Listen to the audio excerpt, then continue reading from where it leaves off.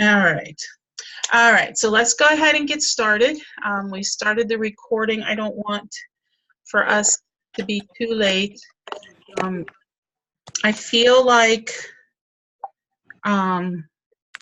we need to make an announcement, and this is nothing that is exceptional to this group. I'm sure Marianne can attest to this. But this training, you know, we all have time that we commit to this, including myself, and our time is valuable. And so I will be willing to make exceptions on occasions to do recordings. For example, Deanna last week, she worked from 7 in the morning till 7:30 at night with school and open house. And so, of course, I was willing to just say, hey, yeah, catch up on the recording. You know, that's realistic. But if you want to be a part of this training, I really need you to make a commitment to it. I will commit to you. I will commit to doing everything I can to help you be successful with it. But I need you to make this a priority too. It is your business. So with that being said, I'm going to go ahead and get started. I'm going to mute. Somebody's like got a dog flapping or something like that. Do you hear it? Or if you can mute yourself, that would be even better.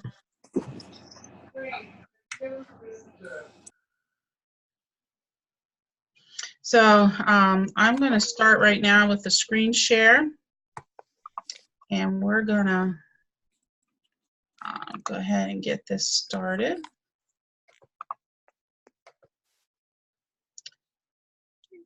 Okay, hold on. Can you guys see that? Mm-hmm. Yay. All right, this is actually working this time. Thank you. It's a nice size too. Is it good? Is it open on the whole screen? No, but I mean, what I've seen so far is big enough. Let's try that. No. How's that? There you go. But that's not working for me, Pooh. Oh, sorry. I know. Hold on, now it just took me to the end. I appreciate you guys being patient with me. It's just not letting me do what I want to do, and I've got 100 people messaging me at the same time, and I'm getting distracted, so I apologize. So what I'm going to do real quick is just turn off my Facebook so that nobody can mess with me, okay? Is this a good size for you? Works for me. Yeah, it's fine. Is everybody can see it? Okay. So first of all, congratulations to everyone. You made it to week 2. You know, some of us had some little hiccups along the way, and that's normal, okay? You know, you should expect that. This is something new that you're doing, and you're doing it on top of the other stuff that you're doing. So that you can take advantage of everything, it would be really good for you to plan this into your business hours. That's why I try to post the homework as soon as we are done. And so you can plan it a little bit. You know, if you've only got 10 minutes, spend it listening to one of the coffee talks or doing a little bit of the dash training. So you can do a little bit over each week, and then you can not have to worry when it comes Sunday and seeing that deadline for doing this, because I want everybody to be able to finish this and feel like you've really gained a lot from it. So go ahead and try to schedule this out. You'll be glad you did. These trainings are great. They were handpicked for you, ones that I thought would be really beneficial to you. So let's take a couple minutes, talk about what you learned.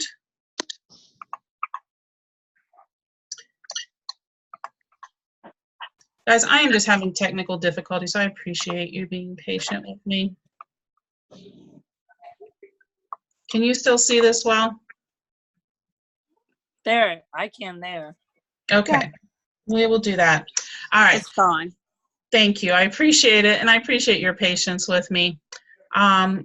Right now, we've done some YouTubes and we've done some Dash, and I would just like to take a minute just to share something you really liked from the training this week.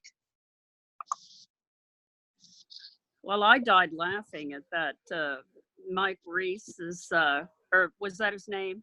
Michael Reeves, yes. Yeah, at Reeves at his demonstration, because he was hilarious, and I loved all the use of humor that he had. He not only was funny though, but he knew like all of the numbers of all of his products. I just thought that was, I don't know how long he's been doing it, but I thought that was amazing. Mm-hmm. Yeah, let me ask you something, Deanna. As an educator, I wonder if this is something maybe you've struggled with. I know for me, when I first got started, I felt I had to be more formal and make sure they got all the information, if they knew everything, kind of like you would if you were teaching it in a class. Yes. Do you find yourself struggling with that? Absolutely. Okay. Do you feel like his approach worked? Because I don't think he probably gives every single bit of information, does he? His approach worked great, and he really kept the humor up. I think that he had everybody spellbound, and they were laughing and having a great time. Okay. So I think we can, that would be something we can learn from, is you can use humor in your shows and having fun and interacting with them, that it doesn't have to be so straight-laced and, you know what I'm saying, formal.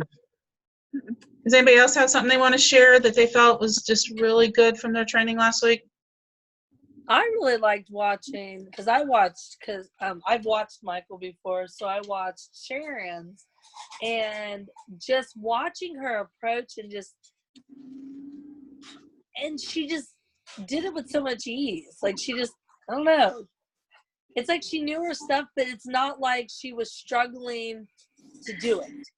She probably practices, or she, whether she's using her products in her home and talking to herself as she's doing it, or her family, and all the different ideas. Like, she didn't just say, here's my brownie pan, even though I don't even think she did that, but like, if she was doing the brownie pan, she wouldn't just be like, well, here's the brownie pan and here's the nylon spatula and this is how you do brownies.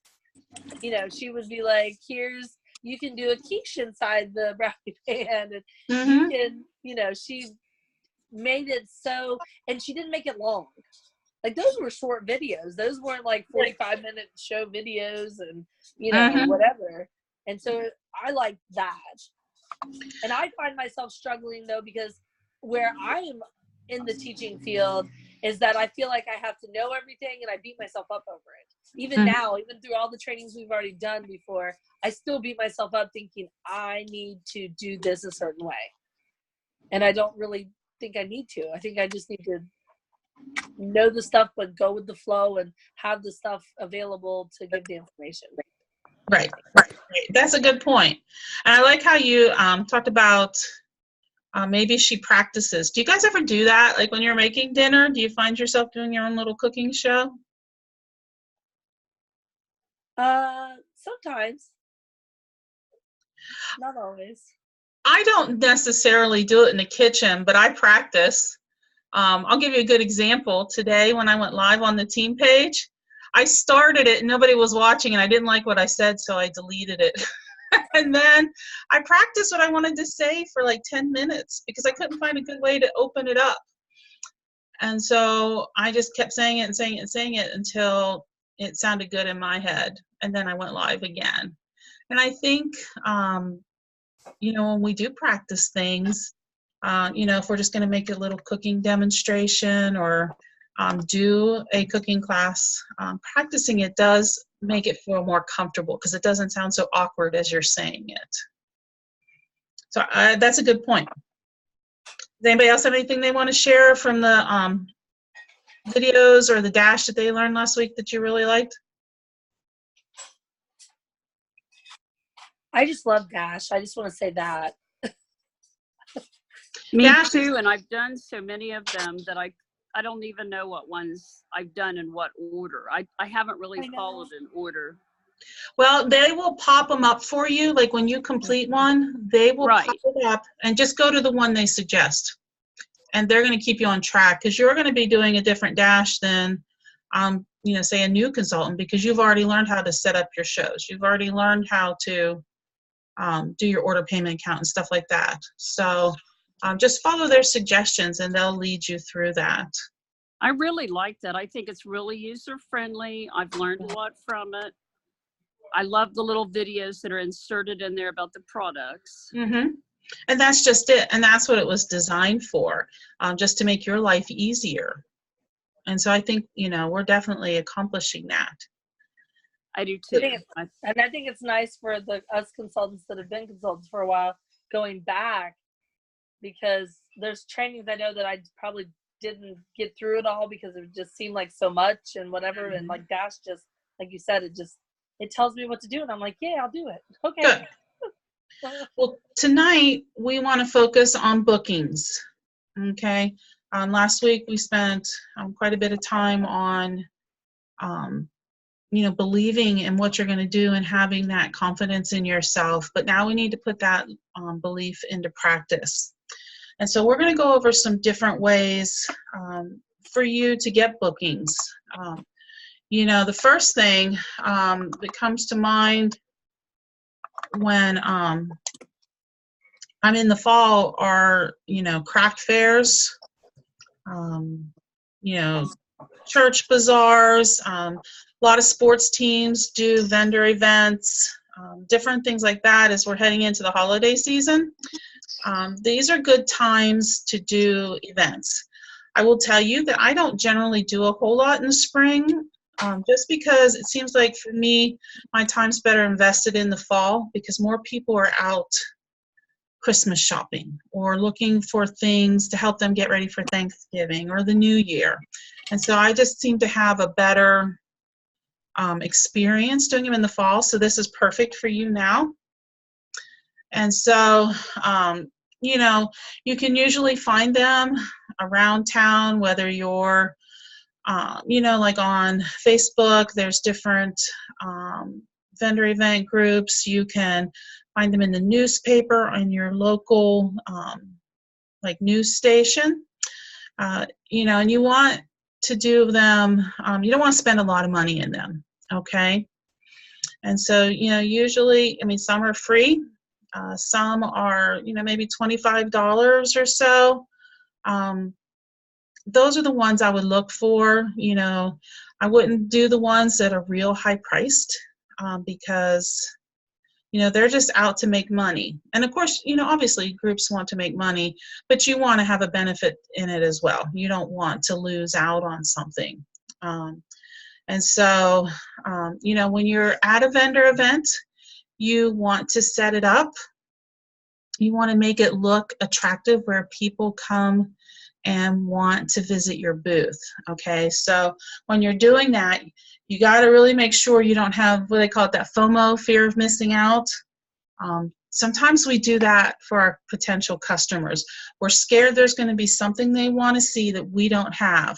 And so we just throw everything on the table, and before long it becomes very cluttered, and people are just kind of turned away from it. So we want to make something that's eye-appealing. I'm going to show you a picture here in a minute. It's actually one of Michael Reeves' booths, and so you can see how he used layers to draw your eye to different places. He uses wooden crates. When I do vendor events, I have those wire crates that connect together, and you can tear them apart. I got mine at Aldi. I think you can get them at Walmart. I just like something that I can tear down real quickly, and those work for me. When you decide you want to do an event, you got to decide what your goal of it is. For me, when I do an event, I'm looking for bookings, and I'm looking for recruit leads. That's my goal. If I sell something, great, but I don't go into it with trying to just sell things. I did do that for a while. The thing that I learned from it is I just never know what people are going to want to buy. So I would go on the outlet and I'd buy some stuff, or I'd buy something with my consultant discount, and it wasn't what people were looking for. So then I got stuck with all this stuff. So now if somebody wants to order something, I just have them order it on my website. And then I offer the bookings and the opportunity to give the business a try. And the way you can do that is through door prize slips. So when you go on Consultants Corner and you want to shop for yourself, you can actually purchase door prize slips. They're really cheap. I mean, I think there's like 100 for like $2 or something like that. And there's a place for them to put all their contact information on there, and then different boxes for them to check. And so, you know, are they interested in the business? Are they interested in a cooking party, a virtual party, a wedding shower, a fundraiser? Everything that we offer is right on there. And so I usually just have a little prize there. That's I'm giving away a prize. A lot of times I just do a season's best. And I'll ask them as they're coming up, would you like to enter my drawing for a free cookbook? Everybody loves cookbooks.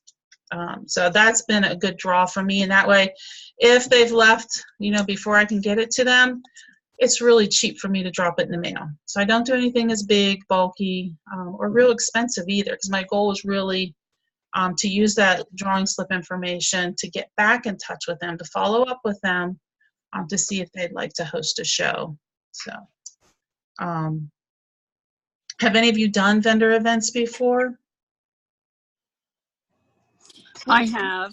I did one last fall, and it was fun and pretty. And like you said, I set up things so they look very nice with some fall greenery and some fall leaves. And you know, I did give away a door prize. Like, people filled out the slips and put them in one of my cups, and then I did give away a door prize. It was very nice, but I mean, I got a few orders from that. I just haven't attempted it again. It's not that I don't think I would attempt it again. I'll do it at some point, but I don't know. I guess I haven't thought about it so much, like when it happens, where it happens. Like, those were good tips you just gave us about, you know, think about where they are, like fairs, you know, and stuff that's going on in the fall. Yeah, it's definitely in your schools. I mean, all of you, when I look and I see who's on here, you're all attached to a school in one way or another. Schools are great groups to do that. A lot of your local churches will offer craft fairs, you know, getting ready for Christmas. So, you know, start with your personal contacts first. Who you know with these organizations, just call them. Ask them, you know, is your PTA doing a, you know, craft fair this year? Connect me to them. You know, so if you can start with the people you know first, that's the best way to go. And so, you know, when you're doing these events, here's a picture of Michael's. See how nicely that displayed? Beautiful. It is. And you can see that he is showing items that are higher ticket items so that he can get the bookings for it. Yeah, really nice. Mm-hmm. And so, you know, as I was talking about the wooden crates, how he makes these layers, that's a good thing to do, you know, to have it spread out. Have your drawing slips out. And, you know, a lot of times when you go to craft fairs, if you just go to one to visit, walk around and notice and see how many people are just sitting behind their booth waiting for somebody to come up, and how many are standing in front of it and trying to draw people in. Now, I don't mean like, yeah, come on here. I'm just, you know, talking to people, being friendly, asking them, you know, are you familiar with Pampered Chef? That way, that's a good conversation starter, because most people say, what? No, thank you. They keep walking by. Boy, not me. Most people I hear is, I love Pampered Chef. Oh, sorry. I missed. It cut out for a minute, so yeah, okay. Yeah, I mean, a lot of people say, oh, yeah, I love it. And then so I just ask them, what's your favorite product? And then they start talking about it and all that. And then we've got that conversation starting. And then I can ask them, you know, have you ever been to a party? Yeah. And have you ever thought about one? No. And I said, well, do you mind if I tell you about them? and I just share a minute. And then if they're still not sure if they want to pick a date, I offer them the opportunity to enter the drawing. So I hand them the drawing slip. And then if you're not real busy, you can take it back and you can have them hand it to you. You can write a note on there. Susie goes to Athens High School. Daughter is a cheerleader, so that you can remember who that person is that you just spent that time talking to. So you can follow up with a good conversation. Exactly. And when you're doing an event, you want to follow up with them within 48 hours.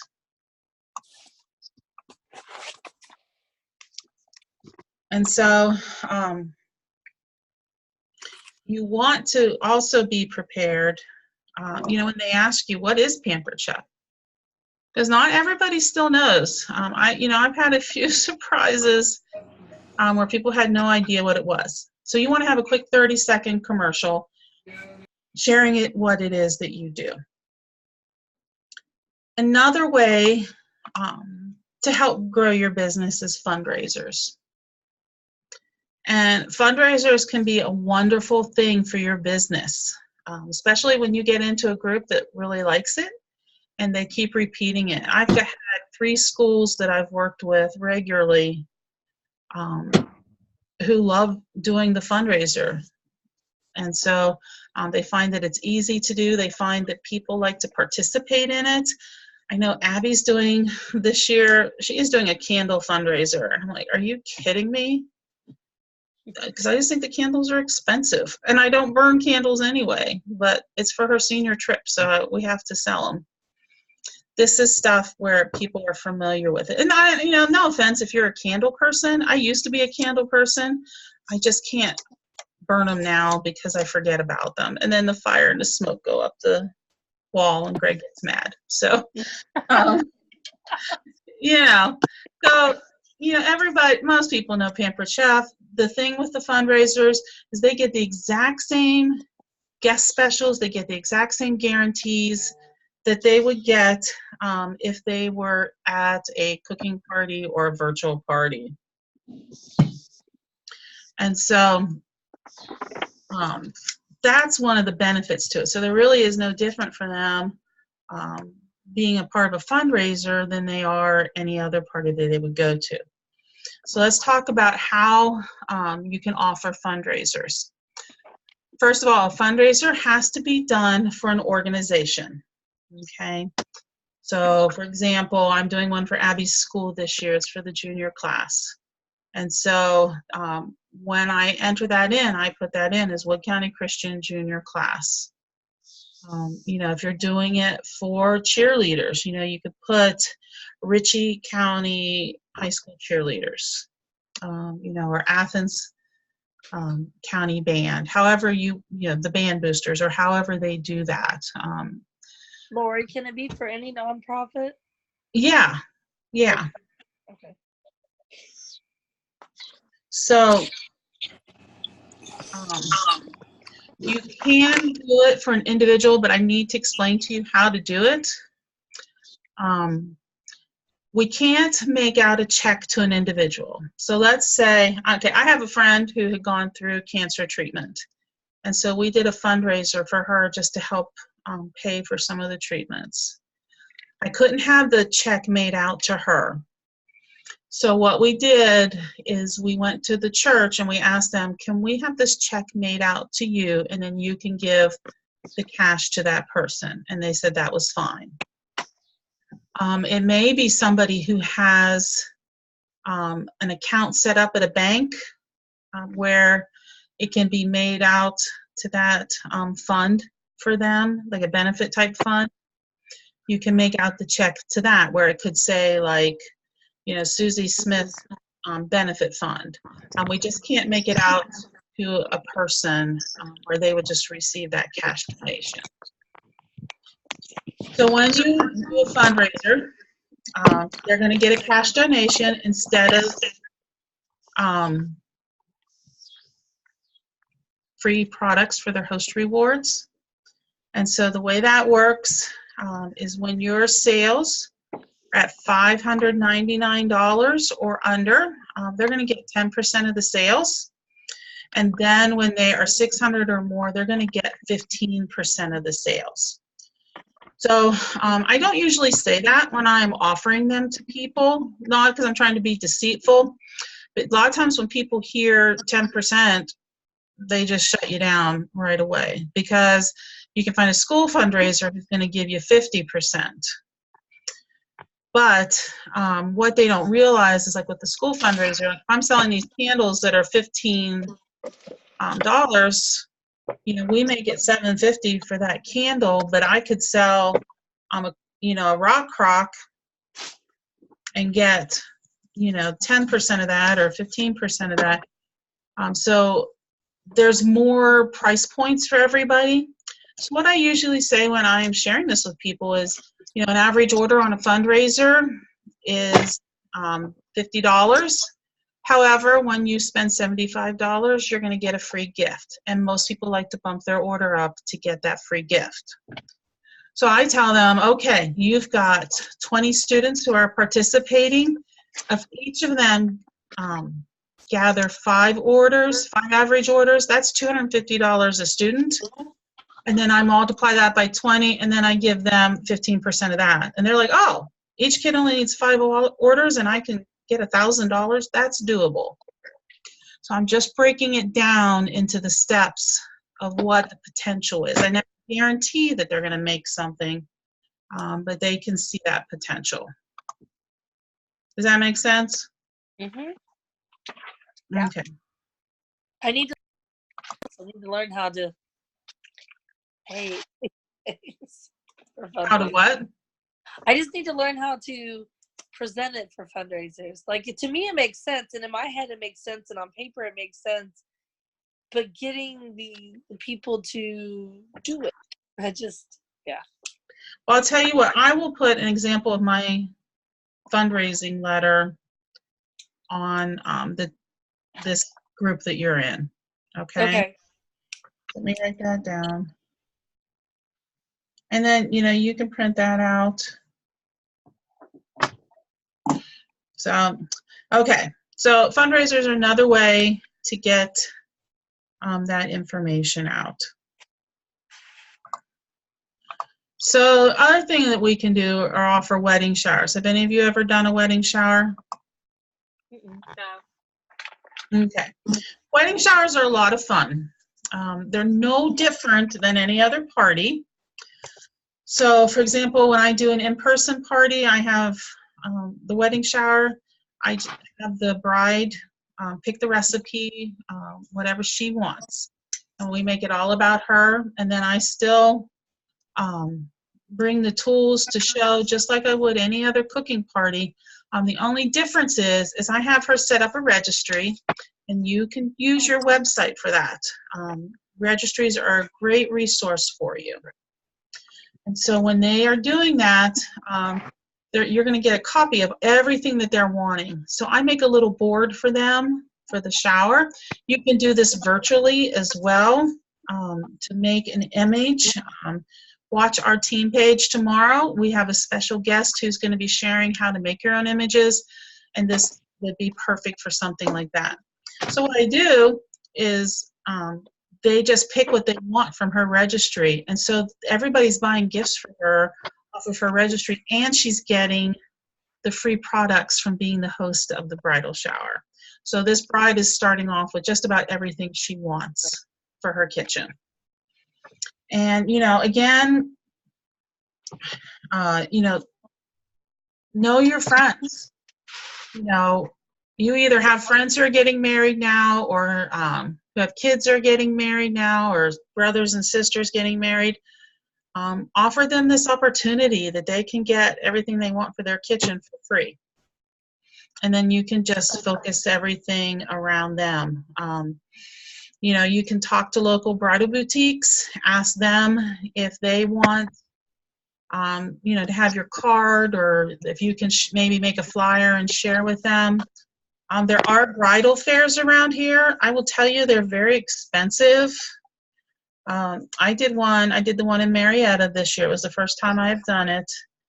I had a blast. It was so much fun.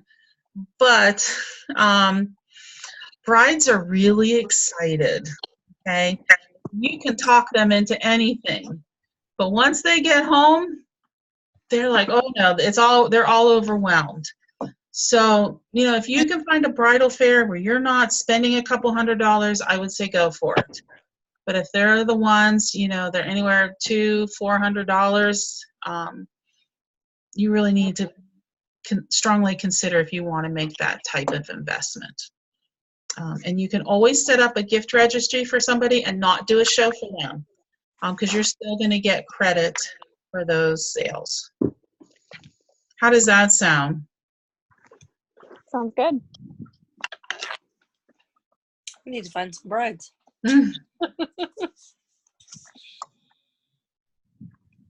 All right, so those are some kind of out of the box ideas for getting bookings. But let's go. I'm skipping over a few things. Let's talk about just really getting these bookings from where you're living right now, whether it is your virtual parties that you're doing or your in-home parties. So when you are doing a show, you want to strive to have 2 bookings from that show. If you don't get them from that show, then you want to be making your contacts to make sure you have 2 bookings by the time that show's done, because you want to replace a show and then you want to have one to grow. I don't know about you guys, but I experience cancellations. And there's nothing more discouraging than counting on a party and then having it cancel on you or not follow through with what they said they would do. So you always want to have some extra shows booked so that happens, you're not going to have to worry about it. Okay. So 2 shows from every show that you do, because you do want to keep it growing. So how can you do that? Let's talk real quick about getting these bookings from your shows. Okay, first of all, host coach, host coach, host coach. Okay, and that's what we're going to focus on next week. But that is the key. When you host coach, that's where you're going to make your money. When you come to the party, you're just collecting your paycheck. So if you're doing an in-person party, make your host feel special. Fuss over her. Always be sincere, but just let her know how much you appreciate her inviting you into her home. If you're doing an introduction at an in-home party, thank her in front of all of her guests. Tell her what a lovely home she has and thank her for inviting you into her home. Make her feel special. Do something where the host is kind of put in the spotlight. When I do my introductions at an in-home party, I'll have somebody tell me, what's your name and where are you from? How do you know the host? And then let's use one word to describe her.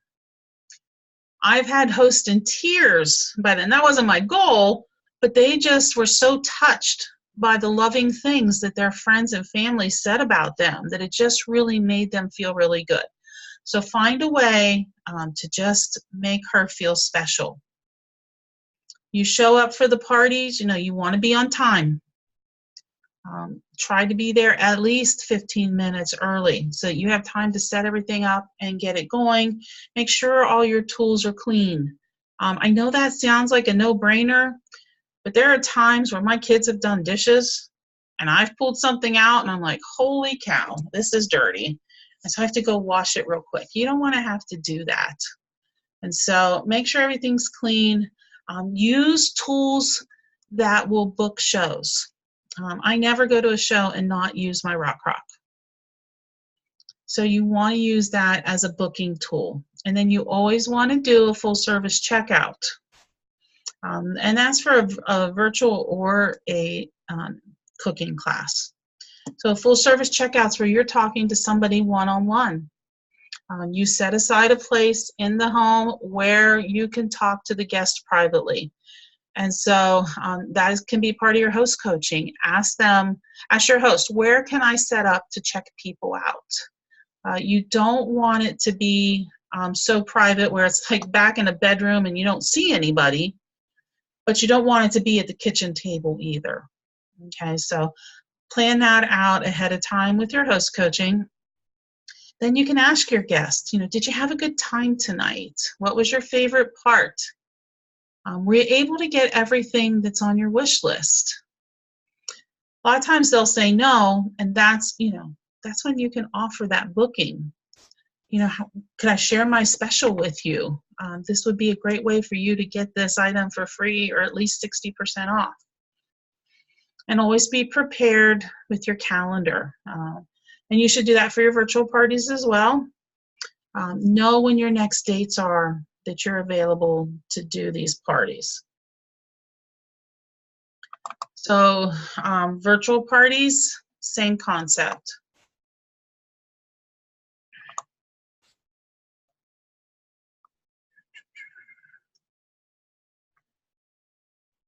You want a host coach. And so all of you are a part of the dummy group that we have for our team. And the host coaching guide is updated. And so you want to use that. Okay, if you want to change a word up here or there, to make it sound like you, that's fine. But don't change the purpose of your host coaching. Okay, you want to be specific with how you're coaching them. One of the biggest mistakes I made as a new consultant was assuming that everybody had done parties before and they knew how to do it. And that was just not the case. Especially with virtual parties, even though, we've been doing them for a while, that doesn't mean our hosts have been doing them for a while. And, this is something very new to them.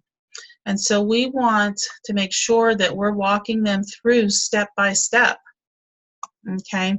So, when I'm encouraging them to invite, I've had a handful of hosts this month who are just kind of driving me crazy because they won't do what I told them to do. And it's not a matter of me just having my own way, but I can't run a party with 8 people in it. And so, I'm going back to them, asking them, do you have any questions about this? And I'll use another party as an example and say, I had a party not too long ago where she wouldn't invite what I recommended and wouldn't message people, and she only got 2 orders. So I let them know that there's a reason why I'm asking them to do what I'm doing. Just like if you have kids who play in a sport, I know like Nicole, her little ones play, I'm just going to assume baseball. And so, the coach teaches them how to catch that ball. He teaches them how to bat. He teaches them how to run from base to base. You just don't throw the kids out there and tell them, well, go play ball and we'll see what happens. So it's the same thing with us. We want to have that coaching mentality with them. You also want to make sure your shows are fun, just like what Deanna was saying. She loved watching Michael Reeves because he was entertaining. You can do that, the same thing with your virtual parties. I've been invited to some of our team's virtual parties just to kind of see what they're doing. And I just laugh sometimes. Like, these people are so witty. And that's what you want to be. You just want to be fun. You want to be yourself. Don't try to be so formal and straight-laced that your guests are missing out on the fun that comes along with your parties as well. Make sure your host is using the booking post from the host coaching guide. When you look at the host coaching guide, there's a post there that says, if you could get any one item that you want, if money wasn't an issue, what would it be? Right there is your booking post. People are going to comment the rock crock. They're going to comment the quick cooker, the stoneware, these higher ticket items. That's when you can reach out to them and let them know that you can help them get it for free or discounted, at least 50% off. And so those are the posts you want to make sure you're sharing, and not only just sharing, but following up. But have your host post them, okay, because they're her friends, and they're going to respond to her because she is the one who's posted it. So when I see that my host has posted that post, I go directly to the post and I click on that little drop down arrow and I turn on the notifications so that I can see whenever somebody comments on that post. So that's just a good way for you to follow up. You also want to use the booking challenge that's in the host coaching guide. That's where you encourage your host to message 5 people that she thinks would be good, who would be good hosts, who would enjoy being a host. And so with that, you want to have her include you in that message so that you can see that 1, she's done it, and 2, how they've responded. And there is a response in that host coaching guide for you to use with them as soon as you see that they've seen it. And you can suggest people. You can suggest people who have been really great guests, who are jumping in there, they're interacting, they're having a good time. You may want to suggest somebody who's maybe not necessarily the most active guest, but maybe they live out in Colorado and you don't have any customers in Colorado. So if you can do a party for somebody in Colorado, that opens a whole new customer base for you. So take some time, get to know your guest, and then coach your host to help you get those bookings. And, it's in that guide. They're going to get the future party pick.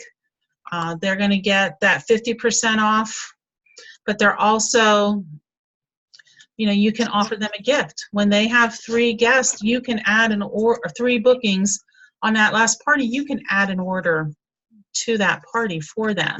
It doesn't have to be anything real expensive.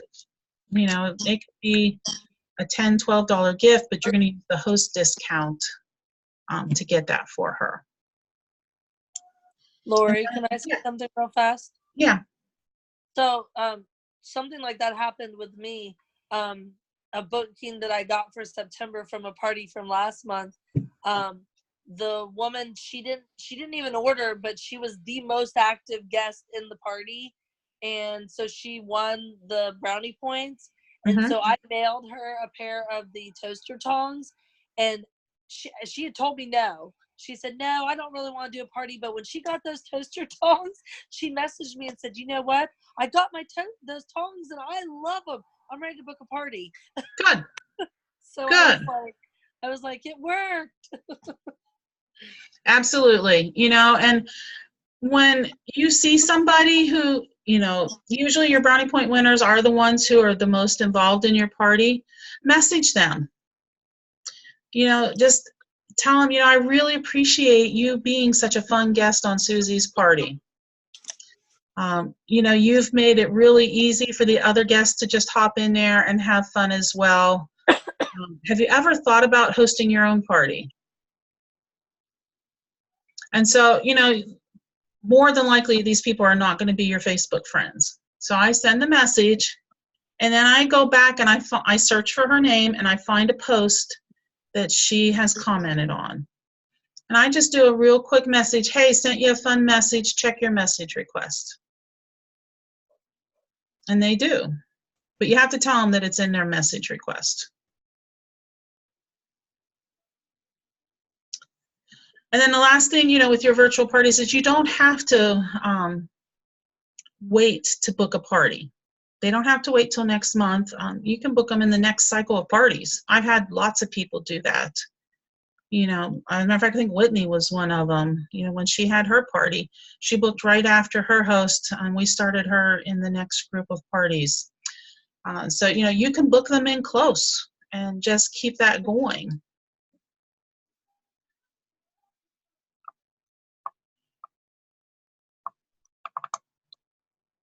So when it comes to bookings, it's really important, again, that whole belief that you can book parties, okay? From now on, just tell yourself, write it down on a Post-it note. I have started hanging Post-it notes all over the place. I had one hanging on my laptop that says record, because I kept forgetting to record these things. Okay? Write it down. I will book 2 shows this week. I will have 3 bookings from my host this week. I will have 8 parties this month because my parties are fun. I want you to choose something. I can kind of see it on your faces that maybe you're a little bit like I was and thought this was corny. But guys, you really can train your brain to decide how you're going to feel about something, how you're going to think about something. And, and that's only going to be up to you if that's what you want. If you want these bookings, then give this a try. And then just trust me on this, okay? Just read them in the morning when you get up. I know a lot of you go to work in the morning, so hang it on your bathroom mirror and just read it as you're getting ready for work, and then read it at bedtime when you go to bed, okay? Just keep telling yourself this. So last week, we talked about belief. And we talked about how it's important to strengthen your belief system so that you believe in everything that we have to offer. We have an opportunity for your guests to make a purchase. We have an opportunity for them to book a show, or we have the opportunity for them to join what I think is one of the best teams in the area. Okay, and I know I'm a little biased, but if you talk to some other people, they'll tell you it's true. And I'm going to tell you how you know it's true, because we've probably got a half dozen directors hanging out in our page you probably didn't realize, just kind of watching what we're doing because they're so impressed with you guys. So what we need to do is just think about, how can I make a difference? Okay, it's going to be, how can I make a difference in my customers' lives? How can I make a difference in my life? So the next pillar that we're going to talk about is passion. I want to just take a minute and ask you, when you think about the word passion, what comes to mind?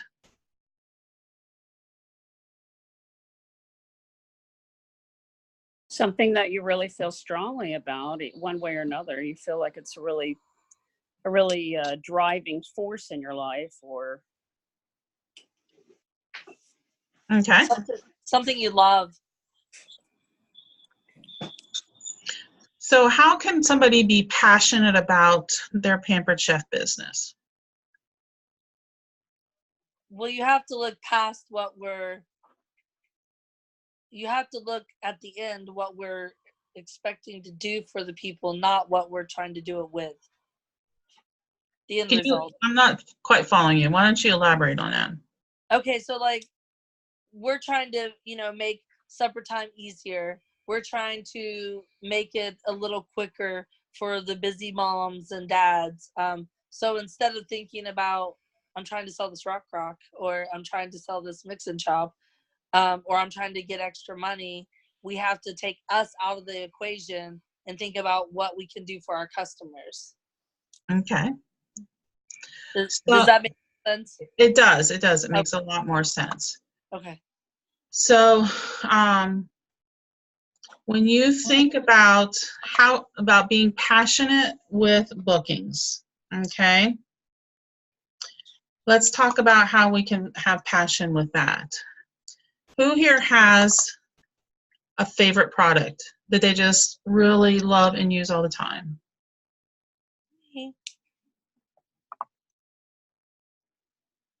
What is yours, Marianne? My stones. Okay. Deanna? Oh, I'm in love with my rock. Okay. How about you, Nicole? What's one of your favorite products that you just go to all the time? Hold on, you're muted. Probably either the quick cooker or I use my ceramic egg cooker almost every morning. Okay. Yeah, I've been using that too. All right. How about you, Whitney? Are you able to answer?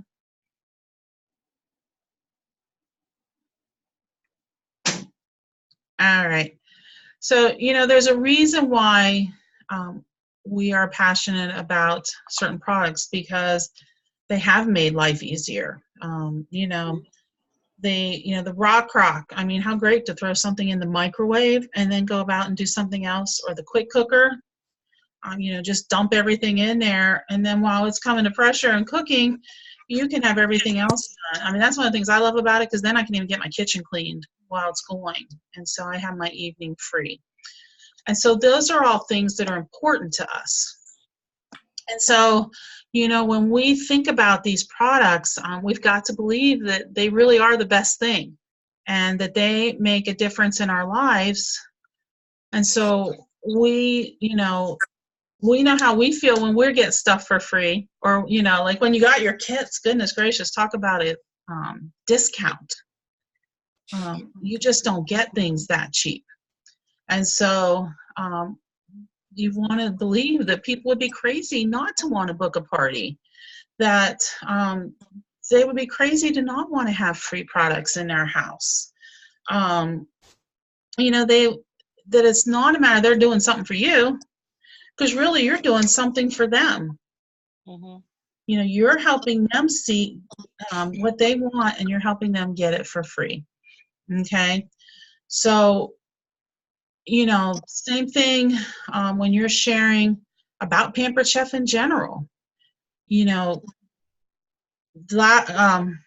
Last October when we moved to Marietta, we had somebody tell us about a restaurant in town. It was the Boathouse Barbecue. I'd never been there. I'd heard of it, but it just wasn't anything that, really caught my attention.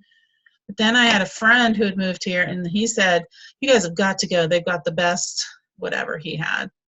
So Greg and I went there one night. We had a date night, and I'm like, oh, let's go check it out. Guys, they had the best food ever. We had the best barbecue. We had barbecue nachos, and our waitress was great. She was really attentive. I started telling everybody I know about this restaurant because we had had such a good experience. And so, that's what telling people about Pampered Chef is all about, is sharing your experience with it. You've all earned free products. You've all earned the incentives at different points with your business. You've all earned really good paychecks. I don't think we're the only people who would really like to have those things in our lives. And so we share about it to let them know that this is something that could be available for them too. I don't take my friends and twist their arm and make them go to the Boathouse. I tell them about it. I paint a picture about it so that they want to go on their own. It's the same concept with Pampered Chef. You paint that picture. That passion just kind of exudes from you when you're sharing about all of your experiences. So let me ask you something. Go ahead and grab your notebooks. Again, this is just for you. I'm not going to ask you to share it, but are you passionate about your business? Because here's the thing, people can tell whether you are or not. You've all met somebody who's like, oh, I have to go to work. Okay, so let's write this down. On a scale of 1 to 10, how passionate are you about our products?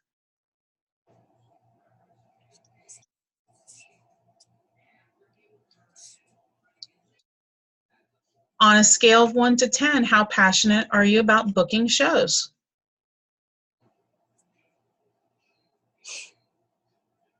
And lastly, how passionate are you about sharing our business opportunity?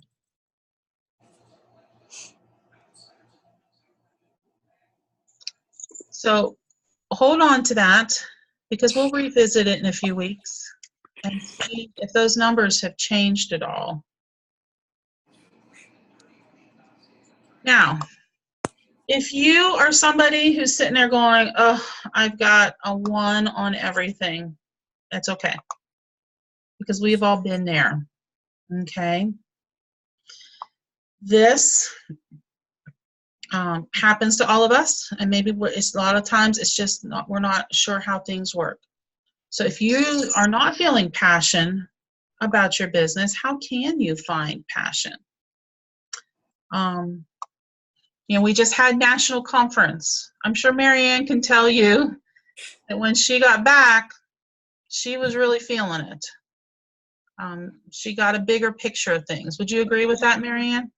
Oh, absolutely. I mean, conference, it just, seeing it on the bigger scale, but even it being so simple on a big scale was just phenomenal. And just seeing the people, and I don't know, it was amazing to be there with 4,000 other people that were had the same thoughts as me. Even though their why might have been different, the level that they were at was different.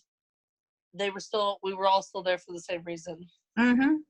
Let me ask you something. I'm going to put you on the spot. And this is not fishing for a positive answer. Just be honest.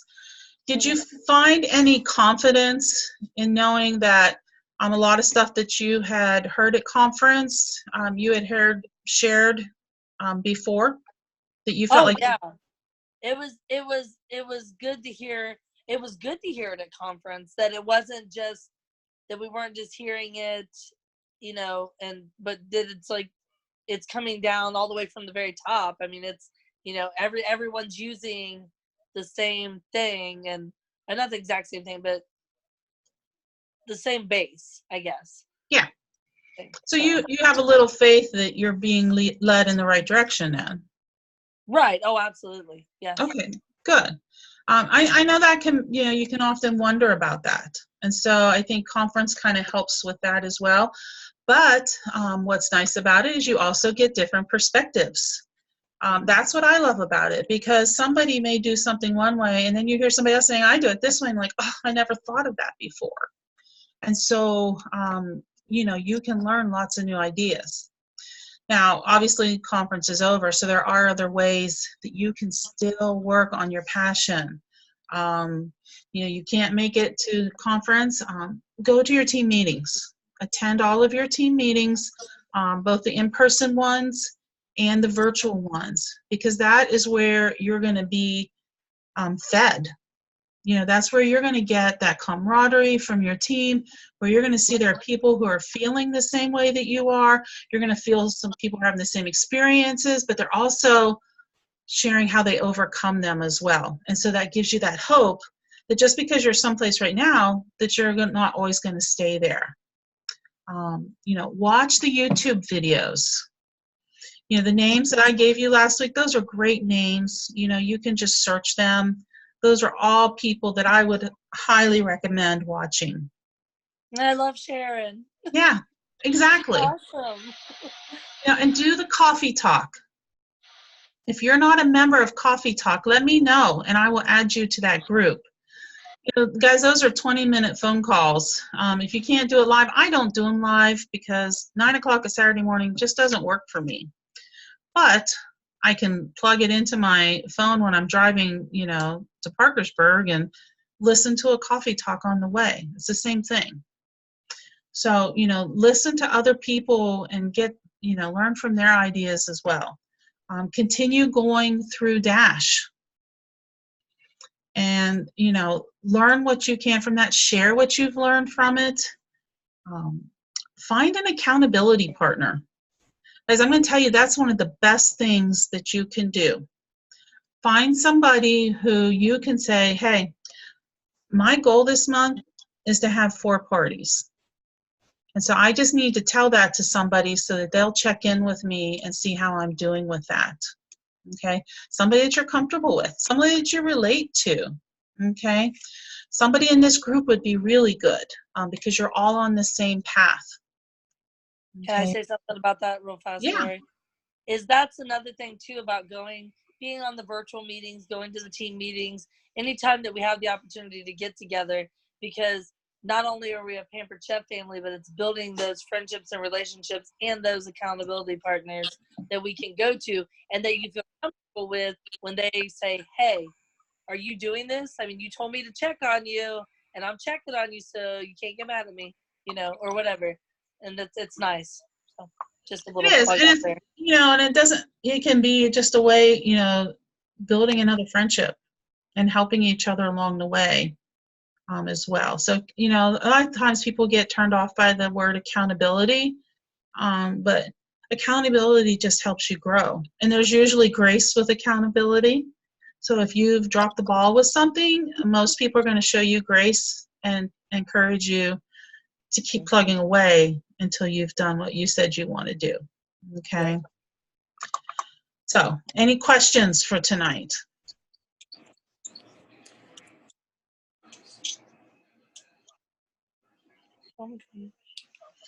All right, your homework this week. I'll post the link after we're done.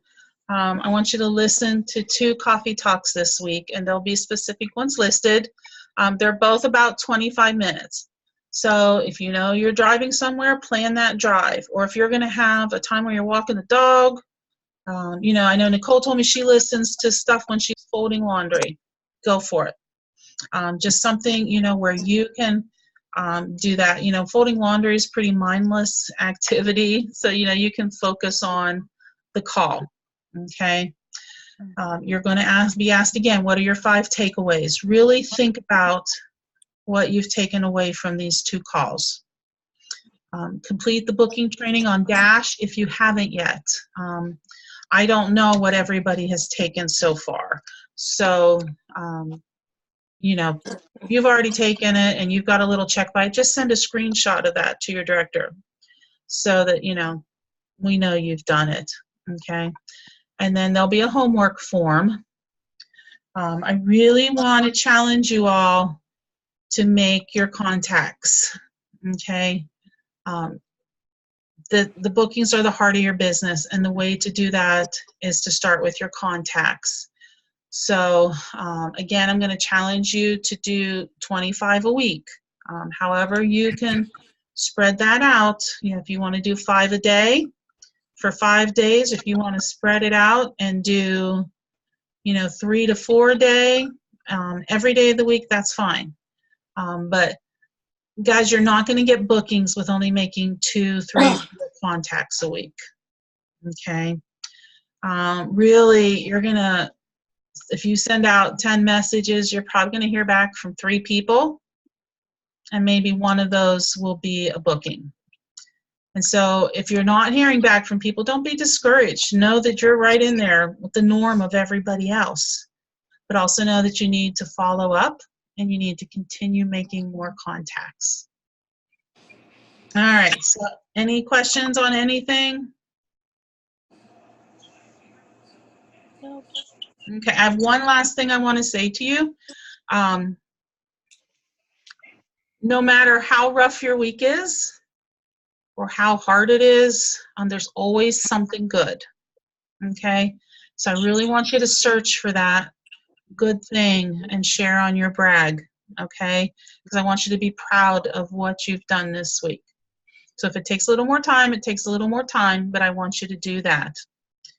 And your homework will be due again Sunday night at 8 o'clock. There aren't going to be any extensions this week, so be sure to spread your homework out through the week if you've got a busy weekend coming up. So thank you all for being a part of this training, and I will see you all next week. Thank you. All right, you guys have a great night. Bye, Lori. Bye, Nicole. Bye, Whitney. Bye, Deanna. Bye, Mary.